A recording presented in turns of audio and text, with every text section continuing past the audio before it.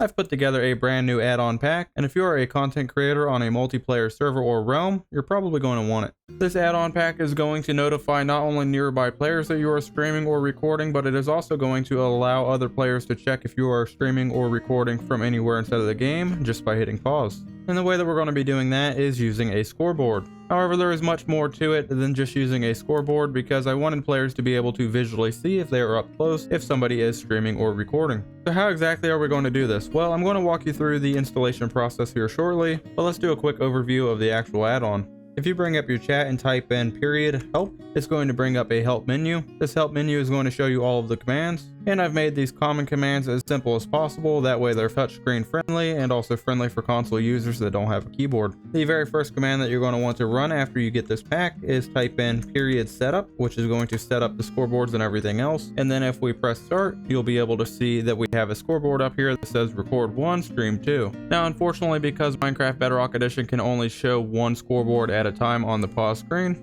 that means if you had any other scoreboards such as a death counter or an AFK counter or anything like that, then it is going to show this one instead after running that command. However, it's not going to delete any of your old data, and that scoreboard is still going to run inside of the background. However, this one is going to be shown instead. You can always get that other scoreboard back by running a scoreboard command. Just let it autofill, that way you know the name of the scoreboard. Or if the scoreboard used has a function, then you can do that as well. However, this method does mean that you do have to have commands enabled. However, if you do not have any kind of scoreboards, death counters, or anything else like that take up this pause screen scoreboard, then you are good to go. Just be aware by running that command, if you do have a different scoreboard, it is going to put this one instead. Now that that's out of the way, let's get on to the rest of the add-on. So I tried to make this as user-friendly as possible and also make it friendly to early game players and also advanced players that have been in the world a while. I've made it to where no matter how long you've been playing the game, whatever pickaxe you have, you can actually open up a GUI with it. And if you don't happen to have a pickaxe, that's totally fine because you can run the commands instead. So if we go in chat and place $R, that's going to put us in recording mode. That's also going to notify everybody on the server that you are now recording, and you might notice that I have a little blinking light above my head. And this can be seen not only by you, but also all the other players to let them know that you are currently recording. If you wanted to change this and say that you are streaming instead, then you can just type $S, and that's going to remove that recording symbol, and it is going to start placing a streaming symbol above your head, which is a orange symbol. That way everybody can see that you are currently streaming. That way everybody can be on their best behavior and not say anything that they're not supposed to. Because, well, let's be honest, we all have a behind the scenes on the server. Now once you're done recording or streaming, you can type $C, and that's going to clear everything and notify everybody else that you have finished recording or streaming. And that's pretty much all there is to it with the commands. Now if you wanted to place yourself in recording mode, sometimes you might not want that blinking light above your head. So you'll be able to see it inside of this camera position and also this camera position. And if you're using any other commands such as the camera commands, then you're going to be able to see it as well. And that might not be ideal for all players. So what I have done is put in a command here, which is $I, and that's just going to remove the flashing light above your head. However, everybody else will know that you are still streaming or recording. It's just removing that visual indicator. Everybody else will know that you're still streaming or recording, but how? Well, that's where the scoreboard comes in. If you pause the game, you can see that I have a 1 to the right of my name, and that means that I am recording, since recording equals 1. As you can see here, if I go and type in $S, that's going to put me in stream mode, and you'll now see that I have a 2 next to my name. This number here just numbers the amount of players that are on the scoreboard. Ignore that, it is totally irrelevant. The one that you're wanting to focus on is this one here. Now, as you can see, whenever I type in the record or the streaming, it's going to place that icon back above my head, which is great. That means that we only need a command to disable it. We really don't need one to re-enable it, and in the event that you do, you can just rerun the record or the stream command, and then it's just going to place it above your head like you can see here. Now to demonstrate removing the icon once more, you can see that we have number 2 here, which means we are currently streaming, which is also shown by the streaming symbol above my head. If I type $I to remove that icon above my head, as you can see, it still shows that I am streaming over here inside of this scoreboard. So keep in mind, just because it's not flashing above your head, that doesn't shut off the pack, and it does still allow other players to see that you're streaming. It's just not going to have that flashing. That way if you want to do a time lapse or if you want to talk to the camera or anything else like that. Now occasionally you might see a offline player with a score. That is simply because somebody that had the pack on and currently was recording or streaming forgot to tell the game that they were done, so it's keeping the score on the scoreboard. Because a lot of content creators, whenever they are recording or streaming, are constantly in and out of the Minecraft game itself, I did not want to automatically make this go away whenever they come into the game or leave the game, so I left it entirely up to the player, which means unfortunately they have to remember to turn it off. However, keep in mind, I would love to have your feedback down inside the comments below. All of this can be changeable, so let me know if there's anything that you would tweak. And that is what this clear all command is here. That's going to remove all of the values from the scoreboard. However, it's not going to be able to remove scoreboard values from members that are not currently inside of the game, unfortunately. The only other commands to go over is the help command, which is going to bring up this menu here that you're seeing in chat. And then we also have the remove, which is pretty much the reverse of the setup here. That remove is going to remove all of the notification function and return the game to normal. It's also going to remove all of the scoreboards. I hate installing any kind of add-on that puts scoreboards in there and then you have to sit there for a half an hour trying to figure out what scoreboards are used. On this, I made it easy and simple. You just run this command. It's going to remove everything that this pack put on here, including scoreboards. That way you can get your game back to normal if you need to. Just keep in mind this is not going to remove the pack itself. You do still manually have to remove the pack itself. The setup command, you already saw what that does. That is the very first thing that you need to do, and you only have to ever run this one time before using the pack for the very first time. And then after that, you never have to run this again unless you remove it. I did also add in this how-to here. If you ever forget how the pack works, just run this command, read this short paragraph, and then you should have a pretty good understanding as to how the pack works. One last thing to note, whenever you're running the record command, that's going to let everybody in the world know that you are recording. The same thing goes for the streaming, and the same thing goes with the clear command, which is going to allow all of the players in the world to read all of those that have been ran. However, if you run the indicator command, it's only going to tell you that it's been turned off. It's not going to tell all the other players.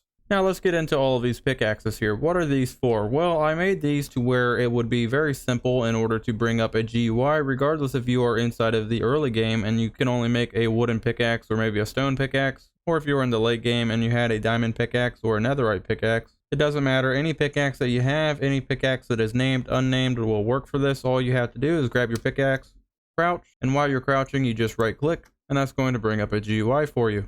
Most everything here on the GUI does the exact same thing, however it does not have the admin commands such as the period setup or the period remove, but the GUI does allow you to individually turn on the recording player icon or the streaming player icon. So the GUI makes it a whole lot simpler. You just go to record, and I'm recording, which is great, and as you can see it's automatically going to place that icon above my head. We can crouch and click again, go to I'm live streaming. Again, we have a nice flashing streaming icon above our heads.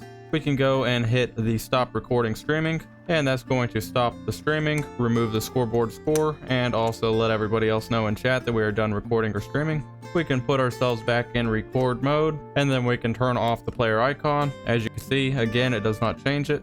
So this is essentially doing exactly what the commands do, just inside of a nice GUI format. However, because I coded these to be completely independent, if we hit stop and stop recording and then we go to turn on recording player, you can see that this is actually functioning completely independent. So we have the flashing icon, however it's not notifying anybody that we're recording. And then the same thing goes with streaming. If we turn on the streaming icon, you can see it's not going to notify, but we have that icon flashing above our head.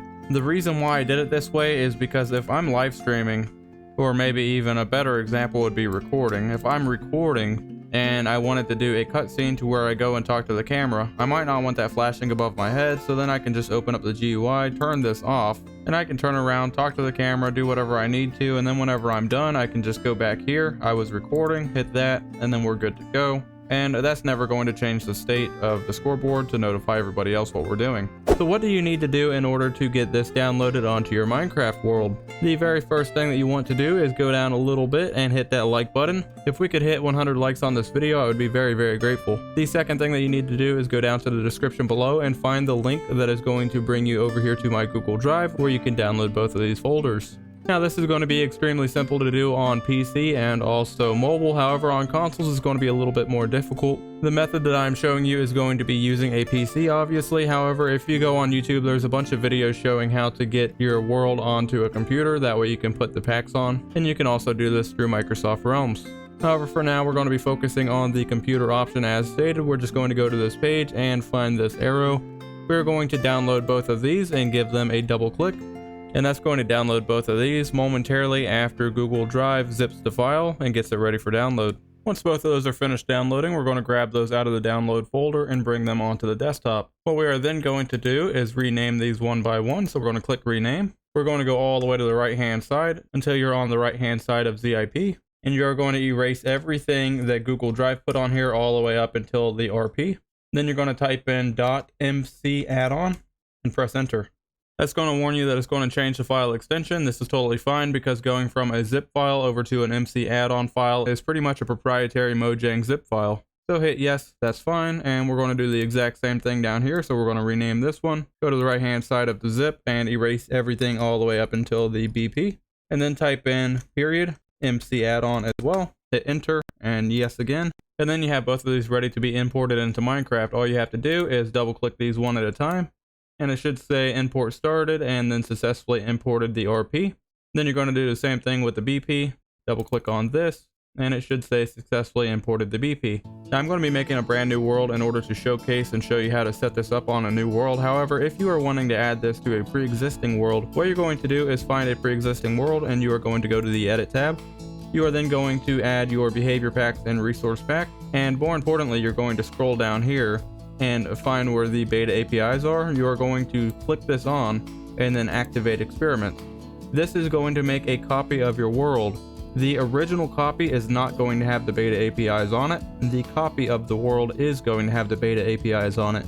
So you are going to want to use this world here, the copy of, and not the original. That way you have the beta APIs enabled. Now for this example, we're going to make a brand new world. We're going to leave this in survival. We'll put it on peaceful mode for now. Next, go to resource pack. We're going to go all the way down here and find the resource pack here. Hit activate. That's going to activate it. You should see it inside of the active tab. And then you're also going to want to go over here to the behavior packs. Go ahead and activate this one as well. And then you're also going to want to go down to experiments, go to beta APIs and go ahead and toggle this on. Turn on experiments anyways. And then we're going to go to create world. Now that we have the world created, we can bring up our chat and type in period setup. That's going to enable the recording pack. So you should see that scoreboard inside of the pause menu. And then we're going to need a pickaxe. So let's go and get a pickaxe. I need a tree. Punch in a tree. Turn that into wood. Grab some sticks and a crafting table. Crafting table down. Go ahead and make us a pickaxe, and we should be able to crouch and click with the pickaxe to bring up that recording UI. So in less than 30 seconds inside of the world, I was able to bring up that UI. The reason why I did it like this is because I wanted to use an item that I knew was already going to be in the player's hand, which most all players are going to have a pickaxe with them, and I didn't want to add a custom item that's going to clutter up the inventory. So if we hit I'm recording, you can see that it is going to work as intended. We have a 1 next to our name, that way all the other players can see that we are recording. And if we look above our head, we have a flashing icon, just like we should. And now we're streaming. Flashing icon. We can turn off the icon and do everything that we should be able to, so we know that the pack is working correctly. And there we go, the pack is working just like it is supposed to. With that being said, that's going to wrap up this tutorial video. Hopefully you guys like this add-on and you get a ton of use out of this add-on over the years. If there's anything that you don't like or something that you would change about this add-on, drop a comment below and let me know. Also, what add-ons would you like to see? Keep in mind that I'm still learning add-ons and I'm still pretty novice at it, but I'm slowly figuring it out. With that being said, thank you guys so much for watching and I'll see you in the next video. Bye.